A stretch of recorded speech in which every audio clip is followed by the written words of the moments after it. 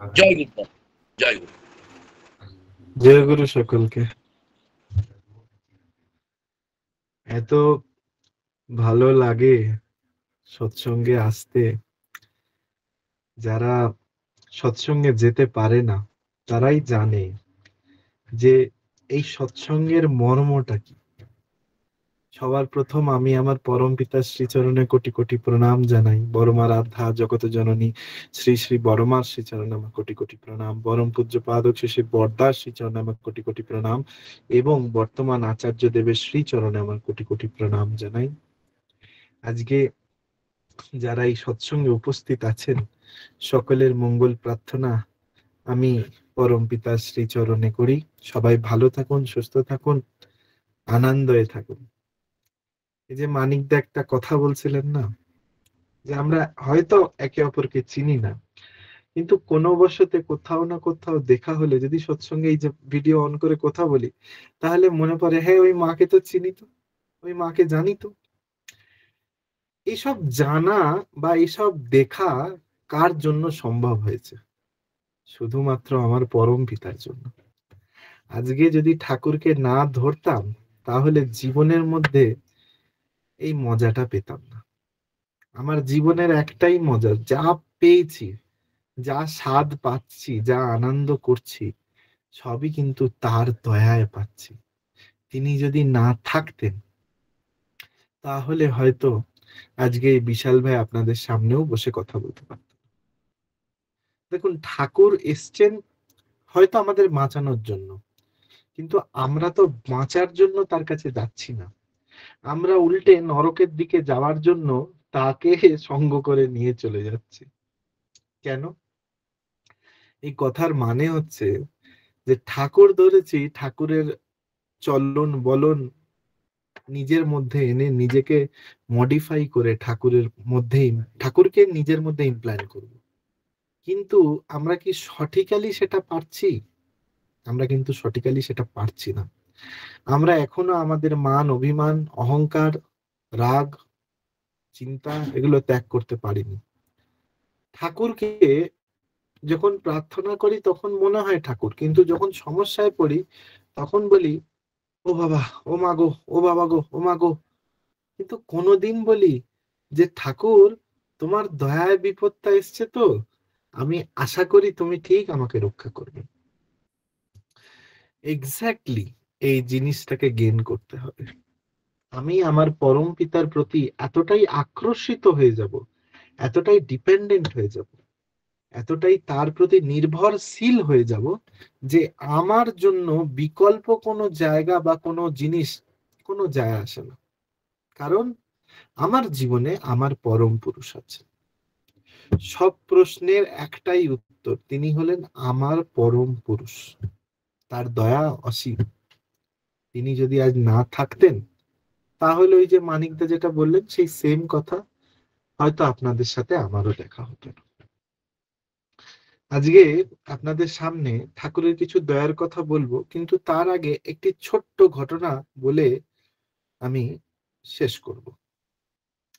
এই যে আজ থেকে 15-10 দিন আগে আমি এই দেশ থেকে অন্য একটা কান্ট্রিতে ট্রাভেল করেছিলাম।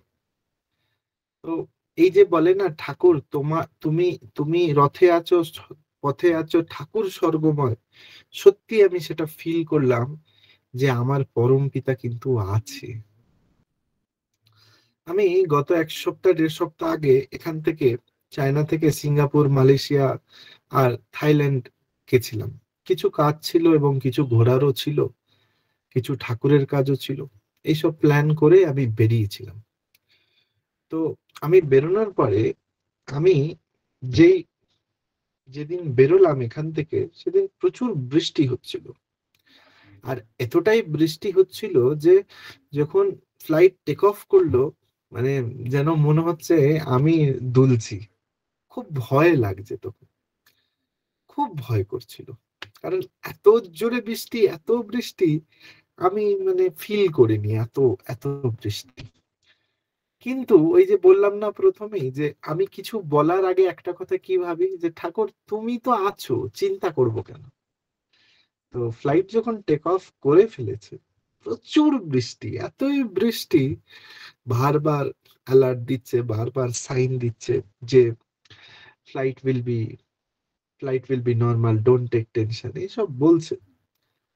হঠাৎ করে দেখি আমার পাশে একজন পেশেন্ট, মানে পেশেন্টই বলবো, তিনি হঠাৎ করে ফেড হয়ে গেছে, তার চোখ মুখ পুরো নীল হয়ে গেছে।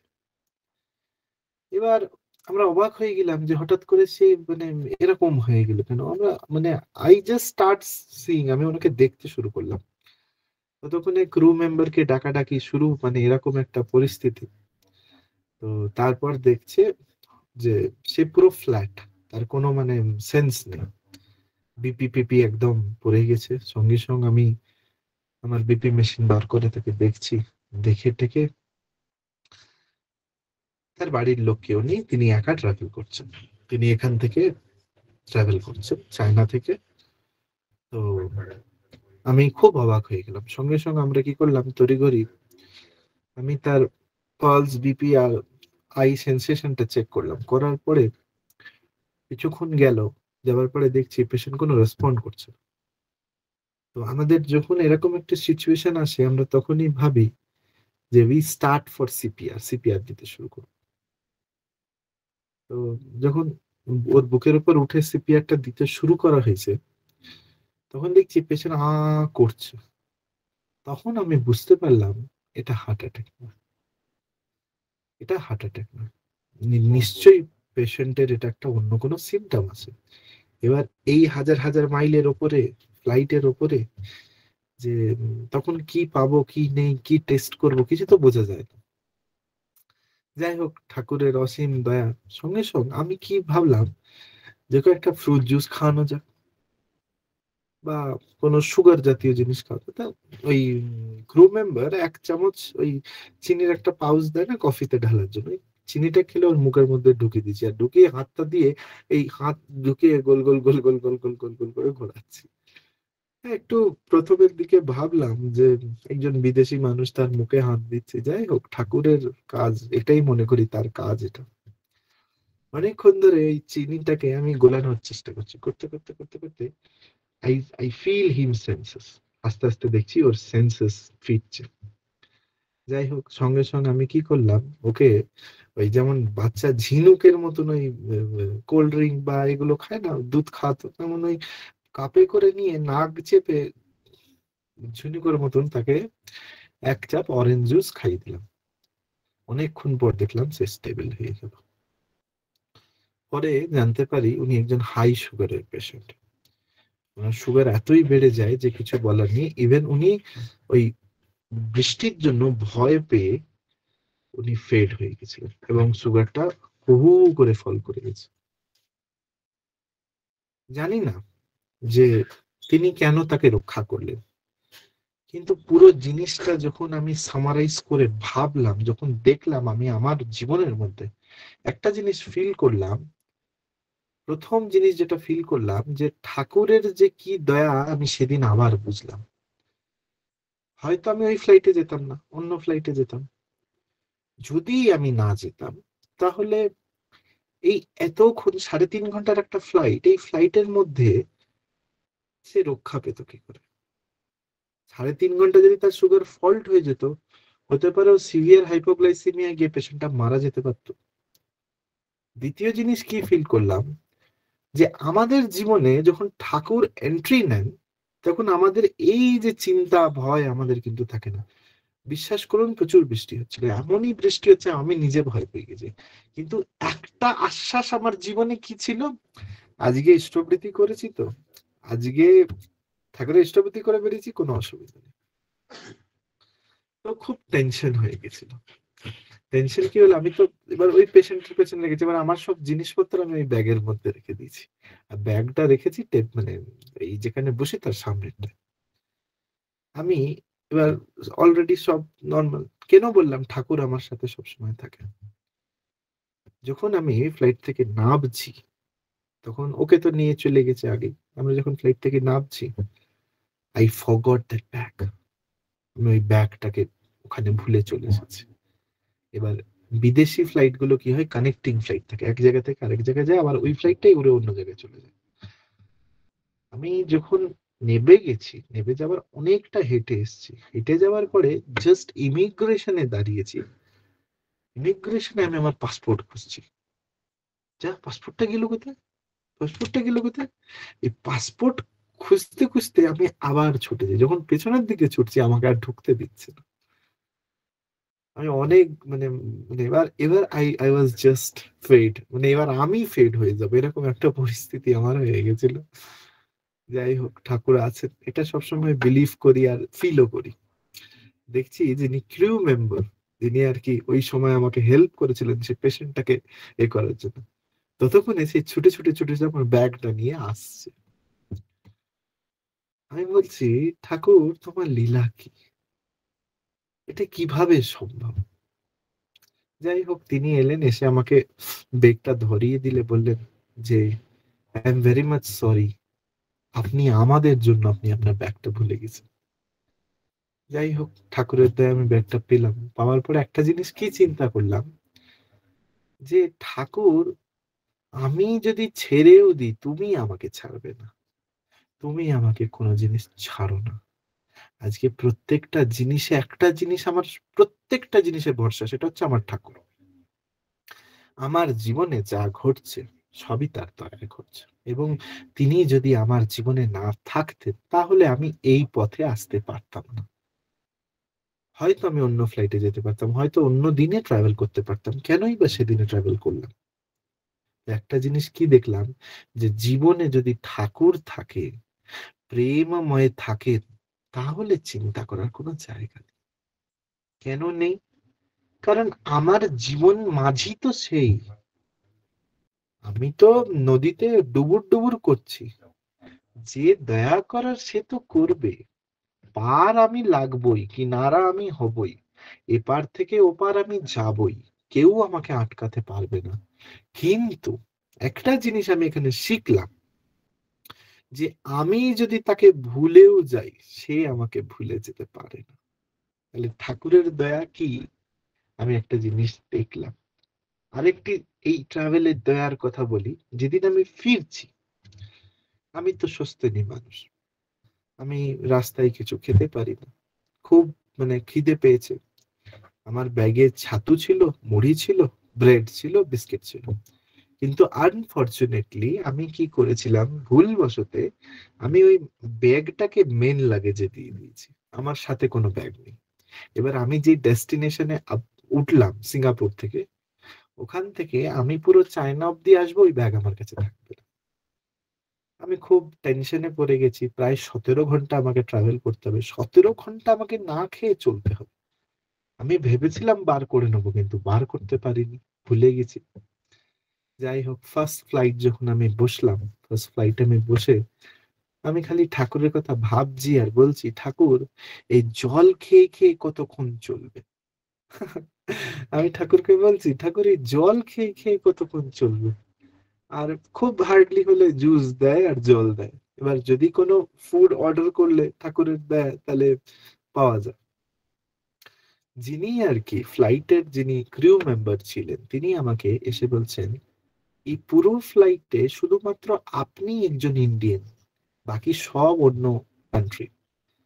তো আপনি কেন যাচ্ছেন, কি কারণে যাচ্ছেন, সব ডিটেলস আমার কাছ থেকে নিচ্ছে। আমি সব ঘটনা বললাম, যে আমি ঘুরতে গেছিলাম, ঠাকুরের কাজে গেছিলাম, কিছু কাজ ছিল আমার, এই কারণে আমি বেরিয়েছি। তখন তিনি আমাকে বলছেন, খুব ভালো লাগলো আপনার সাথে পরিচয় হয়, আর আপনার চাইনিজ আমি আপনাকে স্যালিউট করি, কেউ এত ভালো চাইনিজ কি করে বলতে পারে ফরেনার? মানে আমি পড়াশোনা করি, তাই আমি চাইনিজ ভালো করে জানি।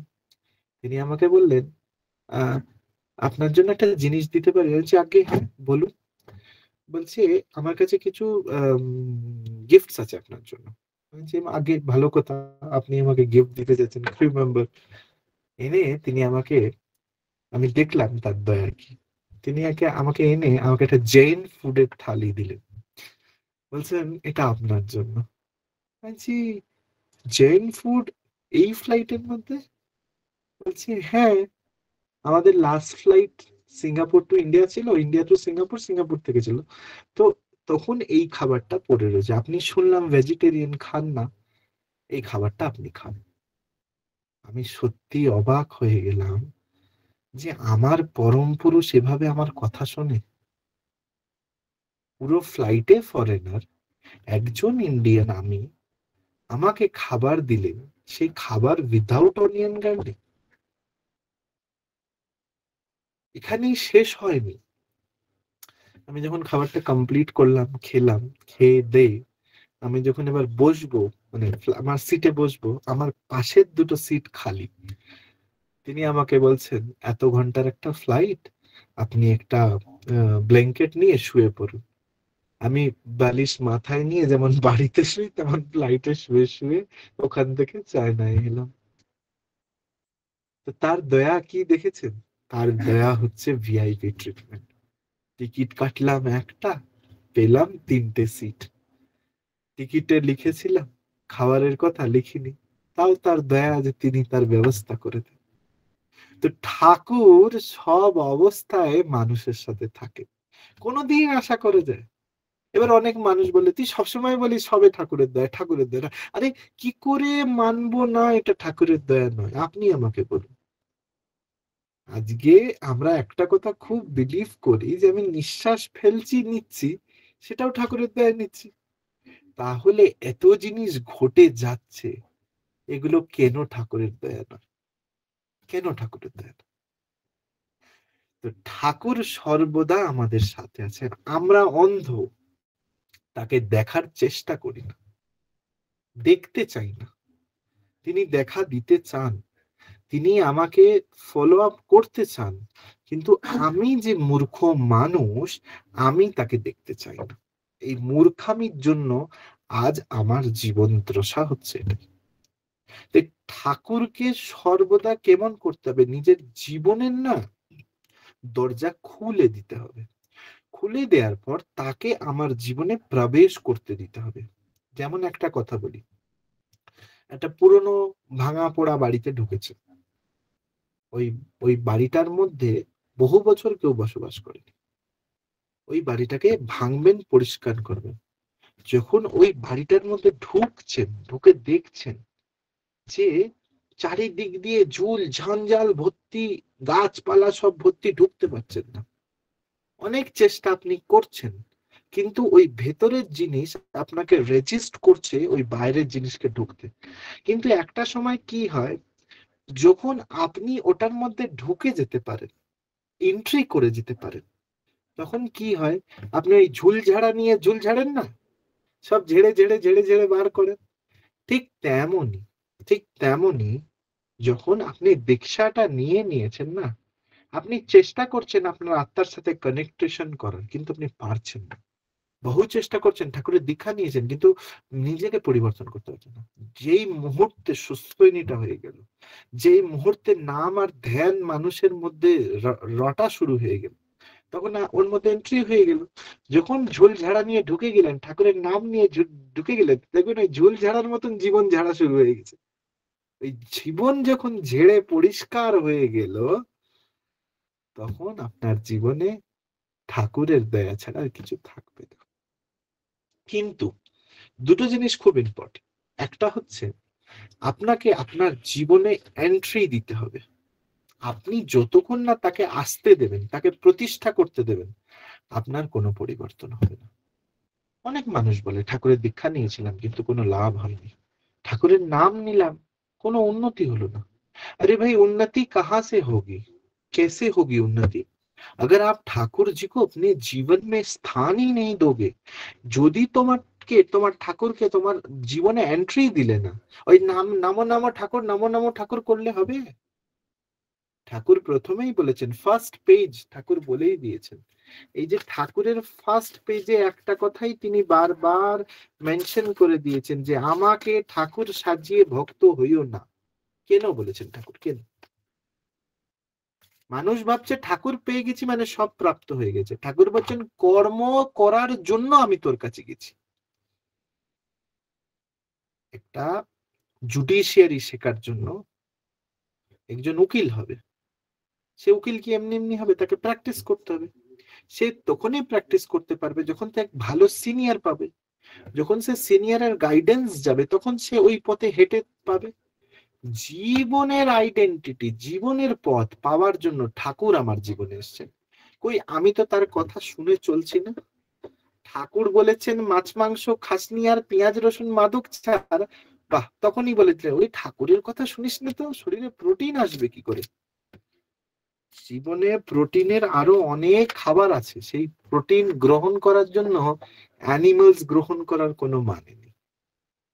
আমি একটা অ্যানিমালকে মেরে খেয়ে নিচ্ছি, বাহ, খুব টেস্টি, এখন এই পকোড়া সেই পকোড়া করে খাচ্ছি, কিন্তু একবারও তো ভাবছি না আমার মাইন্ডের পকোড়াটা কি হচ্ছে। আমার মাইন্ডের মধ্যে যে পকোড়া তৈরি হচ্ছে সেগুলো কি হচ্ছে। জীবন্ত ভগবান দর্শন যদি হয় তাহলে আপনি খুশি হয়ে যেতে পারেন, কিন্তু নিজের জীবনকে যদি জীবন্ত করে তুলতে চান তাহলে আপনাকে স্বস্তি নিতেই হবে। ঠাকুর স্বস্তি ব্রত শুধু মাছ মাংস খাওয়ার জন্য দেননি, কিন্তু অনেক মানুষের ধারণা, এভরিওয়ান থিংকস অ্যাবাউট ইট, দ্যাট মাছ মাংস খেতে হবে না, ঠাকুরের স্বস্তি মানে হচ্ছে নিরামিষ খাবার। নো, কোনো জায়গায় লেখা নেই, স্বস্তির 5টা মন্ত্রে লেখা নেই। ঠাকুর কোনোদিন বলেননি যে স্বস্তি মানে নিরামিষ খাওয়া। ঠাকুর বলছেন জীবন চলনার জন্য নিজের জীবনকে একটা বিগ্রহ মাফিক প্রতিষ্ঠা করার কথা বলেছেন। তার জন্য যা যা করণীয় সেগুলো করতে হবে। প্রয়োজন পড়লে শুধু মাছ মাংস নয়, দ্রব্য তম্বাকু এগুলোও খাওয়া যাবে না। অনেক মানুষ দেখেছি, অনেক ঋত্বিক দাদারা দেখেছি, অনেক যাজক পাঞ্জাধারী কর্মী দেখেছি, এখানে স্বস্তি পালন করে, এখানে ঠাকুরের কথা বলে, এখানে ফুফু করে সিগারেট খায়। না, এভাবে ঠাকুরের পরিবর্তন। ঠাকুর নিয়ে নিজেকে পরিবর্তন করুন। আপনি পরিবর্তন না হলে দাদা না, আপনাকে কেউ কলঙ্কিত করছে না, আপনার জন্য আপনার ঠাকুরকে বলছে। ওই তো ঠাকুরের মানুষ, দেখ কেমন, ওই সাদা কাপড় ধুতি পরে ফুফু করে সিগারেট খেয়ে যাচ্ছে। ঠাকুরের স্বস্তি ব্রত মানে কি জানেন? ঠাকুরের স্বস্তি ব্রত মানে হচ্ছে নিজেকে এক এক সদাচার পথে নিয়ে যাওয়া। এভরিথিং গট সিম্পল, সবকিছু কি হবে, নর্মালাইজড হয়ে যাবে। Thinking power, breathing power, attention power, not only that, আর একটা সবচেয়ে বড় হচ্ছে বিলিভিং পাওয়ার। আমি স্বস্তি নেব কেন? আমি অহংকারী, এই অহংকারকে আমাকে ত্যাগ করতে হবে। আমি পাগল, আমি পাগলামিটাকে ত্যাগ করব। এটার জন্য আমাকে মেডিসিন নিতে হবে। ওই মেডিসিন নেয়া আর এই স্বস্তি নিয়ে দীক্ষা নেয়া আর সেম। আমি ডাক্তারবাবুর কাছে গেছি, ডাক্তারবাবু আমি অসুস্থ, আপনি আমাকে ওষুধ দেন। নো প্রবলেম, আমি ওষুধ নিলাম। সকালে একটা খান, বিকালে একটা খান, রাতে একটা খান। আমরা এইভাবে ডিভাইড করে দিচ্ছি। যখন দীক্ষা নেন তখন কি বলা হয়, মা সকালে প্রার্থনা করবেন, ইভিনিং প্রার্থনা করবেন, সকালে স্বস্তি ব্রত পালন করবেন, মন্ত্র পাঠ করবেন, আচার্য বৃত্তি করবেন এবং ঠাকুরের দীক্ষা মন্ত্র পাঠ করবেন। It's all the medicine. এগুলো সব ওই ছোট ছোট পুড়িয়ার মতন মেডিসিন। যতবার ওই পুড়িয়া গ্রহণ করব ততবার আমার মেডিকেশন ভালো হবে। ঠাকুরের দয়া হচ্ছে এরকম, উনি মানুষ পরিবর্তন করতে পারেন। আর আরেকটা কথা না বলে থাকতে পারছি না, সেটা হলো ঠাকুর অনুকূল চন্দ্র মরা মানুষ বাঁচাতে পারে। যার কিচ্ছু থাকে না, সব শেষ হয়ে যায়, কোনো রাস্তা নেই, কোনো জায়গা নেই, চারিদিকে কিচ্ছু নেই, সে সময় শুধু একটাই উজ্জের আলো, সেই আলো হচ্ছেন ঠাকুর, সেই উজ্জের আলো হচ্ছেন ঠাকুর। আচ্ছা দাদা একটু বললে ভালো হয়, আর কত মিনিট আছে? আমি একটা দয়ের কথা বলবো।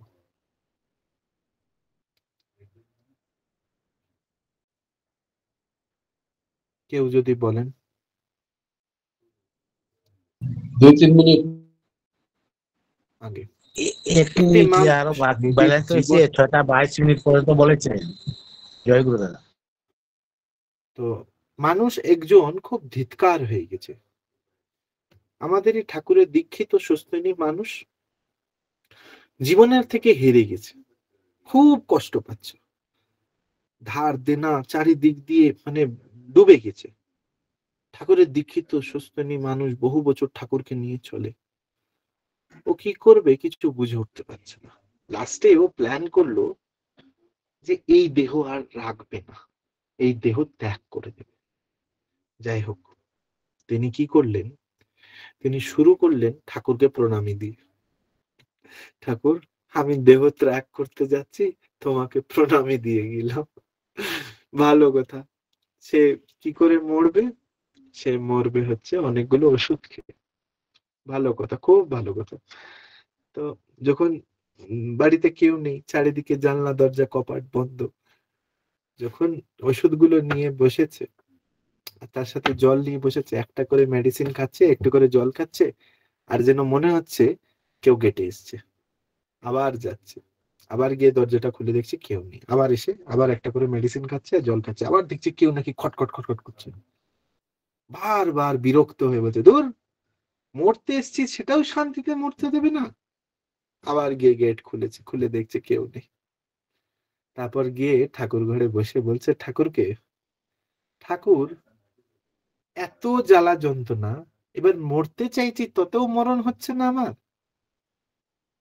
ধুর আমি ওষুধ আর খাবো না, আর ওষুধ আমি খাবো না। এই কথা বলে ঠাকুরের সামনে বসে নাম করতে শুরু করেছে। যখন নাম করছে তখন সে রিয়েলাইজ করছে, ফিল করছে যে যতবার ওষুধ খাচ্ছি ততবার গেটের নখ দিচ্ছে, কই এখন তো আর নখ দিচ্ছে কেউ আসেনি গেটের মধ্যে। আমি যখন নাম করছি তখন আমি কেন ওই গেটের মধ্যে খুঁজে পাচ্ছি না? তাহলে কি ঠাকুর ছিলেন? ওই বারবার গেটে নক করছিলেন কি ঠাকুর আসছিলেন?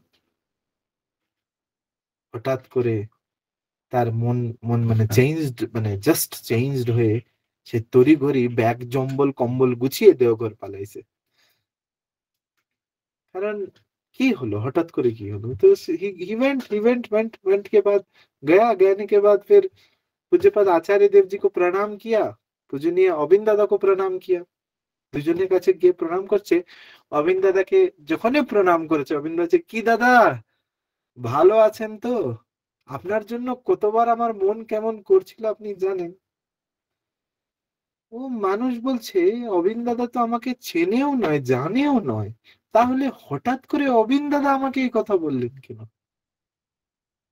যাই হোক, হয়তো কোনো বশতে বলেছেন। আবার প্রণাম যখন করছে তখন বলছে, কয়টা ওষুধ খাওয়া হলো দাদা? ভাবা যায় আমরা কার সঙ্গ করছি, আমরা কাকে আমাদের জীবনে নিয়ে চলছি। ওই যে যখন মৃত্যু হবে, মরবে, ঠাকুরকে প্রণামী দিয়ে তুই মরতে গেছিস। সত্যি যে ঠাকুর তার দয়া কিভাবে মানুষের উপর করে সেটা বোঝা যায় না। তার আর মরা হলো না কেন? ঠাকুরকে প্রণামী তো দিয়েছিলিস, তাহলে মরলি না কেন? ওই যে বলে না, যতই আসুক আপদ বিপদ তিনি আমার সঙ্গে আছেন। যদি ওই দরজায় খটখটানি না হতো তাহলে তো সে সব ওষুধগুলো খেয়েই নিত না। তাহলে যখন ও দরজা খটখটে আর ওষুধ খেলো না, গিয়ে ঠাকুরকে প্রশ্ন করছে, তখন ঠাকুর বলছেন এগুলো উপলব্ধি করার জিনিস। এটা 2023 সালের ঘটনা। যখন সেই দাদা আমাকে এই ঘটনা বলছে, আমার গা হাত পায়ে কাঁটা দিচ্ছে, চোখের জল পড়ছে, আর একটা কথাই ভাবছি যে কতটা মানুষ ঠাকুর পাগল হলে ঠাকুরকে প্রণামী দিয়ে মরতে যেতে পারে। ভালো থাকুন, সুস্থ থাকুন, ঠাকুরের প্রতি বিশ্বাস তৈরি করুন। আর জীবনে একটা জিনিস জেনে রাখুন, যা হয় তার মঙ্গলের জন্য হয়, যা হয় তার দয়ায় হয়, যা হয় তার ইচ্ছায় হয়, যা করেন তিনি ভালোর জন্য করেন। তাকে প্রশ্ন করা যাবে না। প্রশ্ন নিজেকে করুন, আমি কেন তার জন্য না। তাকে প্রশ্ন করুন না যে তিনি কেন না। He is the only solution in my life which can change my life from hell to heaven. এই বিশাল ভাই আপনার সামনে বসে আছে, বিশাল ভাই অনেকবার ভেবেছে এই জীবন রেখে লাভ নেই, কিন্তু এই যে যখনই ভাবি, এই যে যখনই ভাবতে যাই না, তখনই আমার এই মালিক বসে থাকে আমার সামনে। তিনি সবসময় আমার দিকে তাকিয়ে বসে থাকেন এবং আমি ভাবি যে আমার তো কোনো কিছুই ছিল না, তুমি দিতে গেলে কেন প্রভু এত কিছু? তাই তার দয়া হচ্ছে মঙ্গল, তার ইচ্ছা হচ্ছে মঙ্গল। I have to accept it. ভালো থাকুন, সুস্থ থাকুন, ঠাকুরকে মাথায় নিয়ে চলুন। ঠাকুর ছাড়া বিকল্প কোনো পথ নেই। খুব খুব খুব করে নাম করুন, বাঁচার একটা পথ। আর যদি জীবন না চান তাহলে নাম করে যান। নাম মানুষকে বাঁচিয়ে তুলবে, নাম মানুষকে বাড়িয়ে তুলবে। সবকিছু তিনি করবেন, তার দয়া সবকিছু তিনি। বিশ্বাস করুন, এই বিশাল ভাইয়ের কথা বিশ্বাস করুন। আমি আবারও বলছি, যারা এখনো স্বস্তিনী গ্রহণ করেননি, প্লিজ হাত জোর করে বলছি, ঠাকুরের দীক্ষা নিয়েছেন বহু বছর, মাছ মাংসর জীবের লালসা ত্যাগ করে স্বস্তিনীটা নিয়ে নিন। দেখবেন ও জীবনের আনন্দ ভোলার মতন আনন্দ না। জীবনের আসল মজা হচ্ছে স্বস্তিনী। মাছ মাংস খাবার 2 দিন 3 দিন, এই বিশাল ভাই কড়া থেকে উঠে মাংস খেয়ে নিত, মায়ের ওপর অত্যাচার করতো, হাঁড়ি তুলে ফেলে দিয়েছিল মাংস না দেওয়ার জন্য। আজ এই বিশাল ভাই এত পরিবর্তন হতে পারে কোনোদিন কল্পনা করি। কোনোদিন আমার বাড়ি এসে আমার মায়ের কাছে জানবেন আমি কেমন মাংসর জন্য পাগল ছিলাম। আমার মা রান্না করছেন কাঁচা, আমি বলছি দিবি না ফেলবো, হাঁড়ি থেকে দিবি না ফেলবো। তাই ঠাকুর পরিবর্তন করে, করার মালিক তিনি, তৈরি করার মালিক তিনি। জয় গুরু, বন্দে পুরুষোত্তম।